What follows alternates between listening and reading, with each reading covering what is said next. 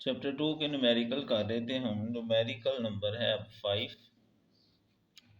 कहता है कार जो है वो 5 सेकंड तक चलती है, टाइम आ गया 5 सेकंड, और फिर यूनिफॉर्म वेलोसिटी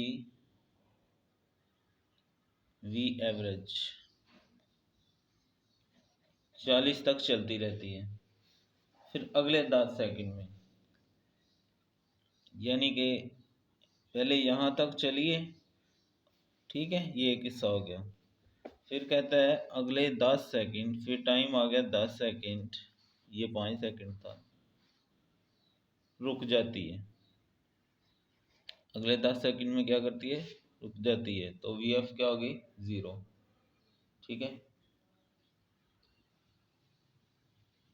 रुक जाती है तो एक तो इसका डिसेलरेशन फाइंड करो, यानी एक्सेलरेशन। डिसेलरेशन एक्सेलरेशन को कहते हैं, लेकिन उसका आंसर नेगेटिव में आता होता है। और दूसरा कुल तय करदा फासला। एक फासला तो हम यहाँ से निकाल लेंगे, एस बराबर वी एवरेज मल्टीप्लाई टी।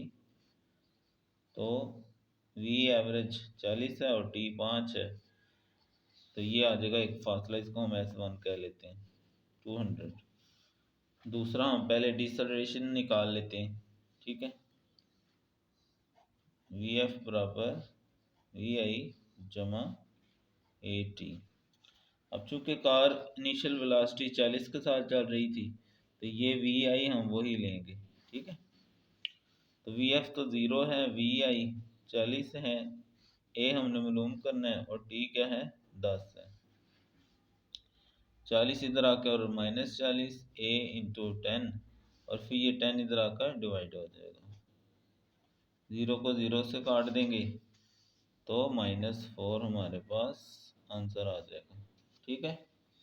उसके बाद सेकंड फासले के लिए हम सेकंड इक्वेशन यूज़ करते हैं, s बराबर वी आई टी यानी S2 1/2 हाफ ये 80 हो गया, ठीक है।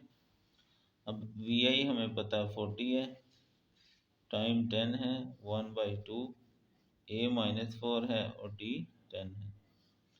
कटिंग कर लें तो 5 का 10,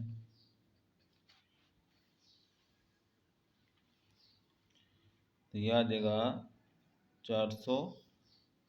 अच्छा, ये टी स्केयर आएगा, तो इसको इससे काट देते हैं, ये आ जाएगा प्लस माइनस माइनस। 10 का स्केयर होता है 100, 400 माइनस 200, तो ये आ जाएगा 200। तो कुल फासला कैसे निकालेंगे, S1 हमने निकाला है ना, 200 है, तो S2 भी 200 है, तो टोटल डिस्टेंस बराबर होगा S1 जमा S2। S1 200 है, S2 भी 200 है, टोटल 400, और डिस्टेंस मीटर में होता है। इस तरह हमारा ये न्यूमेरिकल नंबर 5 भी कंप्लीट हुआ।